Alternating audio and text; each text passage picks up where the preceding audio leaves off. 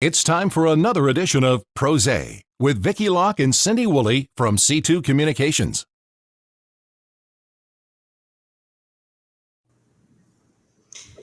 Hello, everybody. Vicky Locke and Cindy Woolley, PRosé, booze and books. Nothing sounds classier than booze and books, baby. I know. I thought maybe your mother would instantly chime in and say, Vicky, that's not nice. That's not. My mom's laughing. She's going booze and books. That sounds about right. So, hi, Mom, if you're out there. Hi, Nancy. I'm drinking a Farniente Chardonnay on ice in my very slick tumbler, and you are drinking something brand new that you found. Yes, I bought this because of my love for Shy Wolf Sanctuary. I saw this bottle and it's in sheep's clothing, so it's got this wolf and it looks like it's in a sheep's costume. And let me tell you, it is a Pinot Noir and it is fantastic. It's my new favorite. So, in sheep's clothing. You got it because of the name, but it really is good. It's fantastic. You know, I'm an easy sell. What can I say? And Shy Wolf, for those of you that love it as much as Cindy, they're going to be featured in Naples Lifestyle in the December issue, a fabulous holiday gift. It is not only a tour, but it's a sleepover, right? Isn't that it? Or is it just a tour? I'm trying to remember. So Shy Wolf has these really unique experiences, and you can get a private tour and a private guided tour with a small group. But I believe the feature was talking about the cocktail party that they can get. So that And has they should be featuring this wine of yours. Precisely. I'm going to have to send this over because it looks all cute and cuddly like their wolf dogs. So. So check that out in Naples Lifestyle. Well, right now we're so excited because we've got a special author today. You've heard it before. We're all living in what's being called the Great Resignation, right? People are leaving their jobs in droves, especially women. And I found out especially people between the age of 30 and 45. So if you're somebody thinking about quitting your job, this is the show for you. Darcy Eikenberg is the founder of the Red Cape Revolution, a leadership and coaching firm. Her ideas have been shared in the Harvard Business Review, Forbes, Thrive Global, just to name a few. Her new book is getting rave reviews. It's called Red Cape Rescue: Save Your Career Without Leaving Your Job. So raise a glass and welcome Darcy to PRosé. Cheers. Thank you. Thank you. I wish I had some of that Pinot Noir you're talking about. That sounds delicious. I'm still on water right now today. But thanks for having me here. We're so glad you're here, and you've got a special list for us too coming up. I guess you have so many different stops to make. You can't really drink, but when you are sitting down and writing your book, what inspires you? Well, I think what inspires me, or what inspired me to write the book, but also what inspires me just to do the work that I do, is really my personal mantra, which is somebody out there needs you. And recognizing that no matter what we do, where we do it, there's somebody out there who's benefiting from something that we do. And I think so many times we forget that, right? I mean, all the work, Cindy, you're doing with the Shy Wolf Sanctuary and trying to help them, expand and be able to build. I mean, that's meaningful to the people that are going there, to people that work there. People don't even know about it yet. So I think anytime we can connect our work back to that, there's somebody out there who needs us. That's what inspires me and keeps me going. Especially now more than ever with so many people dissatisfied at work. Yeah. This is such a fascinating time for someone like me, who my career in coaching is really about helping people have better lives at work. And, we're having such a global conversation about what is work really, and how do you make work better for more people. And so I think it's really a fascinating time, and and thinking about how can we be happier at work. And the happy at work is, they're not oxymorons. They're actually things that we can create a better life at work for ourselves. It's interesting that you go to that happiness spot right away. And when I launched C2 Communications, it was in 2009, following the recession, and I could just see the writing on the walls that I knew I was going to lose my job, and I knew that I needed to take the reins and just take charge of my future. So it was the nudge I needed to get out and start my business. How do you think the difference in recovery from 2009 versus now is because it just seems like two totally different conversations, even though you're coming back after something so tragic? They're different conversations, but in essence, the human condition stays the same, right? Human beings, they want to know that what they're doing, we want to know what we're doing matters. We want to know that we are taking care of the things that are important to us. And I think the thing that might be shifting now is that more people are talking about it more openly. I think the whole idea of job change, or even questioning, am I doing the right thing for me, was a little more sheltered back in the last recession. That because a lot of people lost jobs, that if you weren't happy in your job, you were kind of fed the conventional wisdom that said, well, you should just be happy to have a job, shut up and just deal. You should be happy to have a job. But I think we're opening up the conversation more now to really do the work and say, what do I really want for me and for my life? And it looks different for every single person.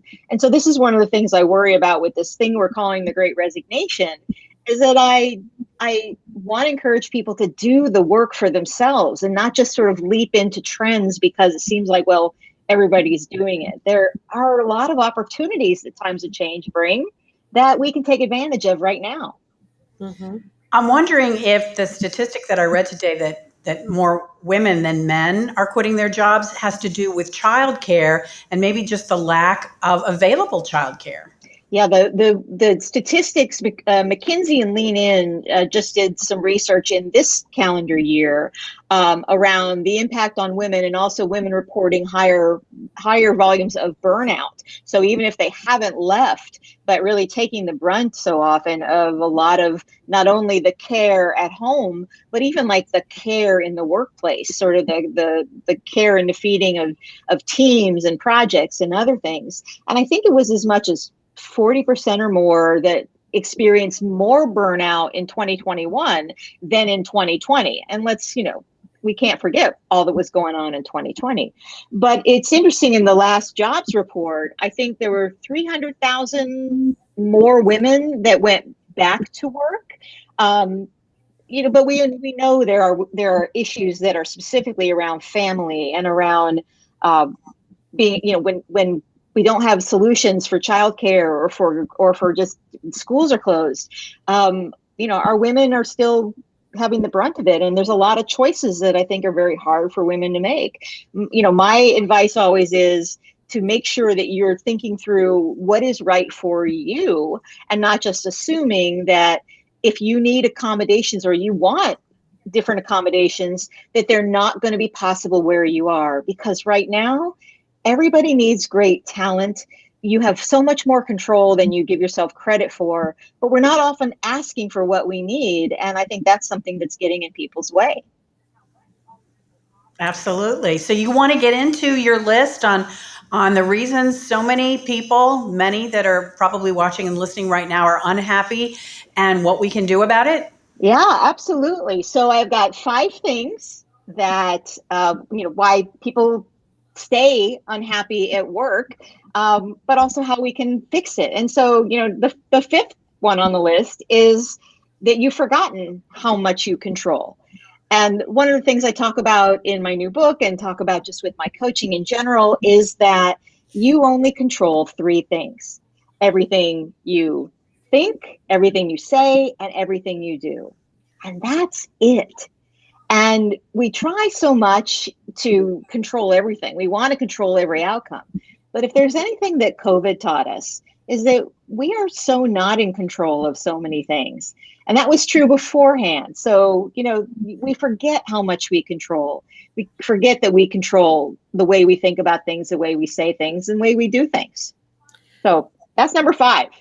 It's totally interesting how people give up their control by saying, "Oh, well, Vicky made me feel this way. Vicky made me. Vicky made me. Vicky recommended a bad movie." Seems like she's picking on you there, Vicky. I don't know about that. I know. Is that the Pinot Noir talking? I don't know. So what's number 4? So number 4, and it's kind of related, is that you're telling yourself the wrong story. You're telling yourself the story that I'm too old, or I'm too young, or, well, they will never let me, or they told me to do that. And I believe, and we have some techniques to be able to do that, you can rewrite your story. The story that you're in isn't always the story that's true for you. It's kind of like, the example I use is those magic eye pictures. You know how they might just look like a lot of dots, but if you really look at it carefully, you'll see it's a pool of sharks. And the sharks were always there. That they were always true, but you just didn't see them until you looked at it in a different way. I think each of our stories can be recrafted and changed in order to help us not just see what we haven't done, or where we're broken, or where we don't think we're good enough, but to really see all the stuff that we are doing that has value, that is important and useful to whether it's our company, our families, our lives. So that's number 4, is you're telling yourself the wrong story, but you can fix that. You can change that story. Yeah, I think that's a really valuable lesson in this cancel culture, right? Everyone's like, "Oh, I don't like that, so let's get rid of it." Well, how about identifying in a different way and starting a different conversation, right? I mean, the story that you're telling yourself, or the story that you're telling other people about what's happening, is a story that you're creating for yourself. Mm-hmm. Right. And I find too that because we're telling ourselves a certain story, it becomes very limiting. Take the story of I'm too old. That's a story that I think we're hearing a lot of people say, and yet we're in a time when people need that experience. They need that wisdom. Look at age is just a number around Southwest Florida, around a lot of our workplaces. But if we censor ourselves, if we say, well, I'm not even going to try, I'm not going to ask for that, I'm not going to, do whatever the thing is that I really would like to do, and I censor myself first, then I'm telling myself the wrong story. Maybe I need to tell myself the story that somebody out there needs me. So I'm going to go after the idea that I want, the thing that I want.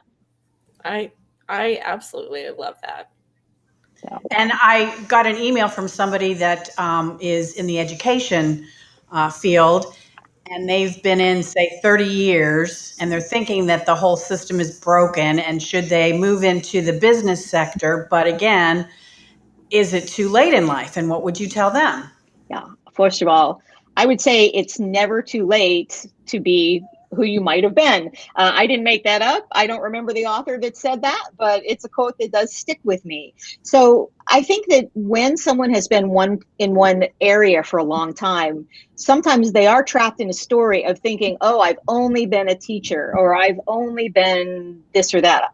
I'll use my sister's story as an example. My sister was a college basketball coach for 20 years and had it stuck in her head that all she could do is coach college basketball. But as she'd grown and she realized she didn't want to keep doing that anymore, it wasn't the life that she wanted long term. But she thought, well, what else could I possibly do? But when we broke it down, and I would say the same thing for your friend who's in education, when you break it down, for my sister, it was, she managed teams, she handled budget, she, interacted with donors. There were 1,000 things that lots of companies need, that lots of organizations need, that your friend probably has. I mean, managing, speaking in front of a group, influencing perceptions. I mean, teachers have so many skills that I think they shortchange themselves on when they think about it in the other world. So really doing the work to say, what does success look like to me at this point in my life? And really believing in, okay, so I'm not going to just the teacher, or I'm not just in education. What are the bigger things that I do to make a difference? So I hope that however she decides to move forward, that she doesn't count herself out and think it's too late. It's never too late. Yeah. I love that. Okay, number 3.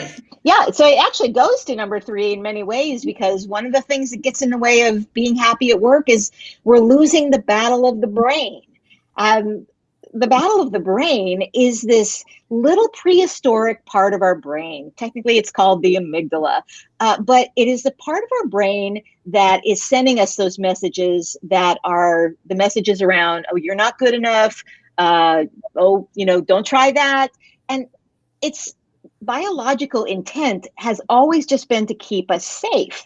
But the truth is that it's still kind of a hangover from the early days when we needed those signals. The same part of your brain lights up when you would hear, you heard a tiger roar in a prehistoric days.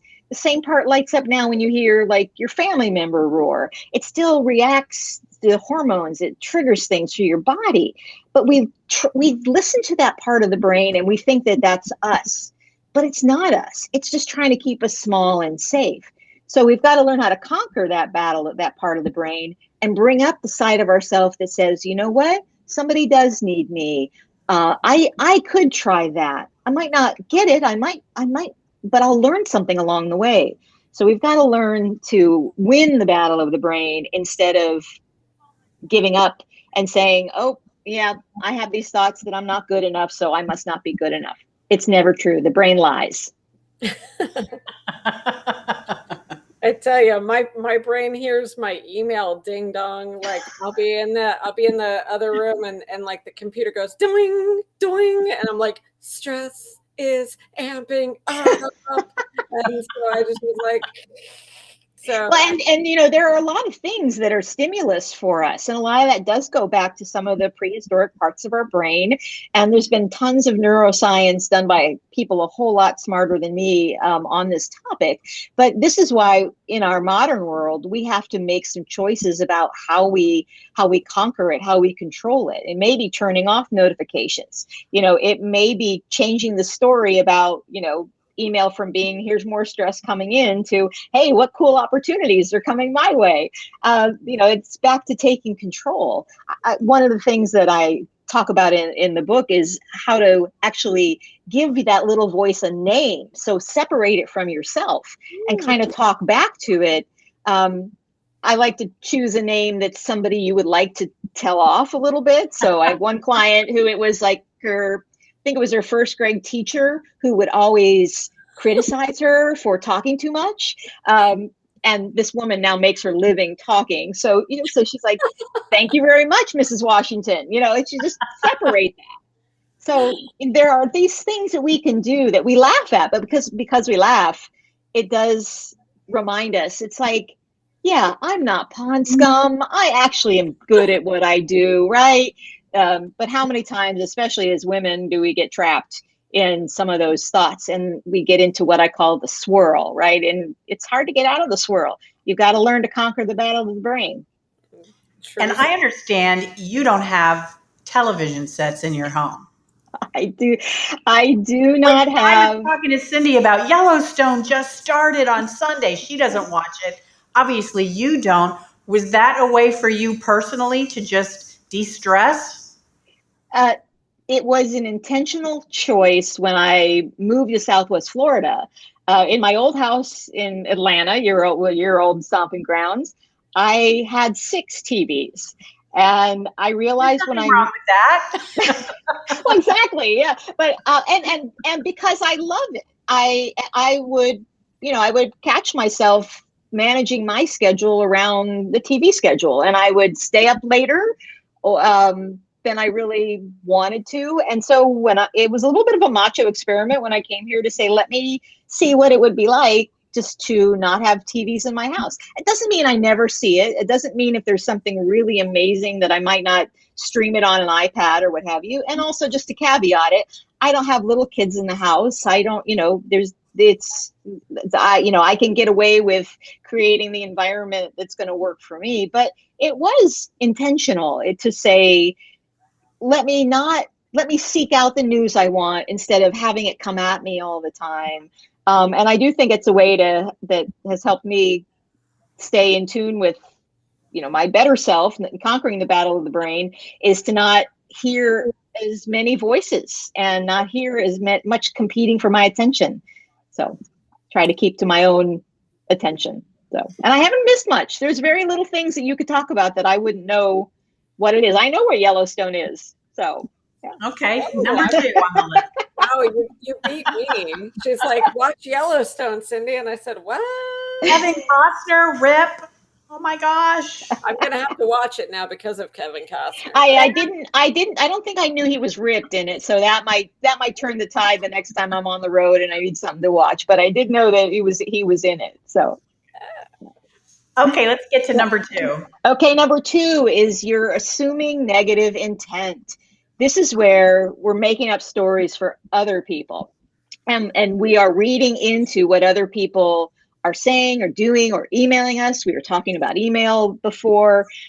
We are assuming that they want the worst for us or that they are criticizing us, instead of the opposite is what I call assume positive intent, which basically means just that, give them the benefit of the doubt. So I see this happen with email and texting all the time. It's, a text comes through and it's like, did you complete this? And people's stories go into, what do you mean? What did I complete? Of course I completed that. What was she trying to say? Is she, what is she trying to do? And we make up all these stories.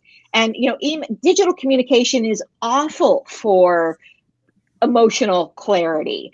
And so, but when we go to the negative intent first, instead of the strategy, we can make a decision to say, I always assume positive intent first. Then we can unpack it a little more and be able to have a better conversation to say to somebody, hey, when you asked me this in email, I was interpreting that you meant this. Is that what you meant?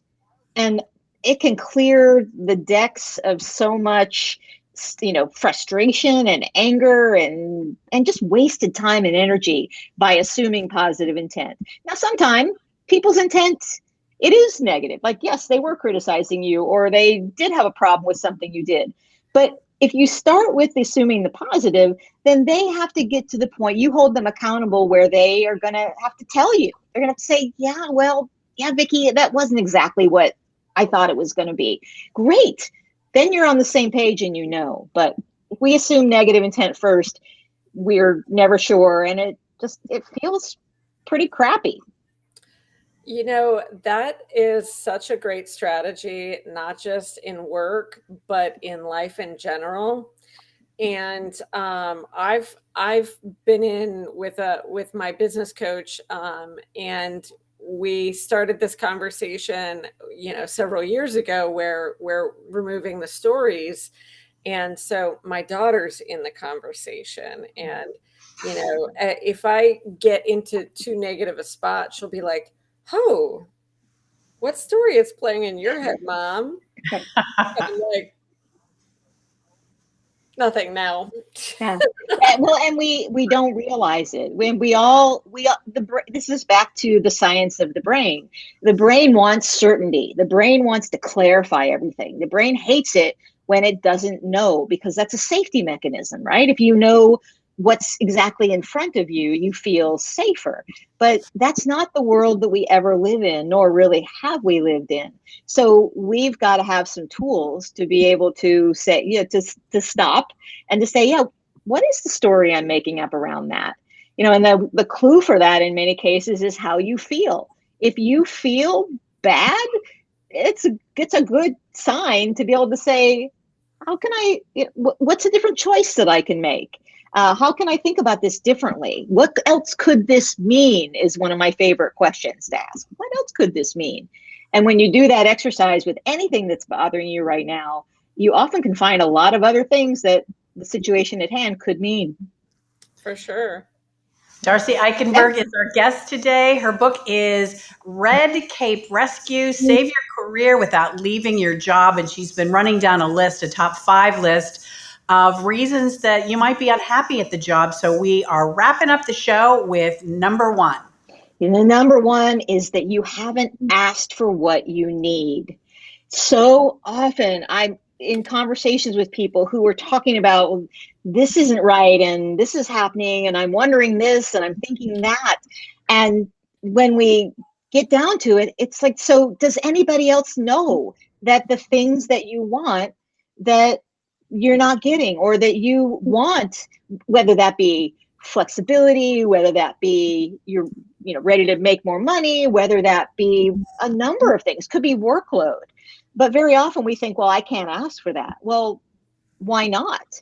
And there are ways to ask for it that don't feel like I'm so great, so I should have this. There are ways to ask for it as a way to keep you working at the place that you're working, or to come to a different solution in how you're working. And today, in times of change, there is so much more room for creativity and conversations and thinking differently than ever. So if you're unhappy, it could be because you haven't asked for what you need. That's really interesting. Vicki, what have you asked for in your career? Like, what's the biggest, boldest thing that you said, man, I need this for my job? Well, actually, radio is just a different kind of animal, but I've always told and tried to mentor young girls, you just have to be careful and know that if you want a certain something and they don't want to give it to you, you have to be brave enough to walk away. Mm-hmm. And I was told no many times, getting the courage to ask for certain things, and I did stay. But in the back of my mind, it was always like, okay, how important is this? But I did find that women more than men were afraid of asking for what they want, exactly what Darcy's talking about. Absolutely. And this is also another thing that's sparking, I think, a lot of the quitting and departure, is that it is easier to go somewhere else than to have the uncomfortable conversation. But we underestimate what might be possible right where we are. We make all these assumptions. And I am seeing every single day people move stuff around and mold the different clay. Most of our jobs are all made up, right? They don't look the same from person to person to person. Your teacher in the classroom may teach differently than the next teacher. So sometimes we just have to recognize that if we need something, if there's something that's missing for us in our life at work, that if we're not sharing that and asking for that, then, if we can't get it, great. That's just data. That's data that might support us saying, then I need to go find that elsewhere. But if we're not asking for it, we never know if we can get it. Very true. Well, thanks so much for being with us. Tell everybody how they can get the book. The book is available on Amazon or any online bookseller, and you can go to redcaperescue.com and you can choose from any of them. It's also on Audible. So anybody that has some extra Audible credits, and I've narrated it, and it was a lot of fun to do. So they can go find them there and come out to Red Cape Rescue or find me at redcaperevolution.com. Fantastic. Thanks so much for being with us. Cheers. Thank you. I'm going to have some rosé later tonight in your honor. All right. Fantastic. Join us next week for another edition of PRosé with Vicki Locke and Cindy Woolley from C2 Communications.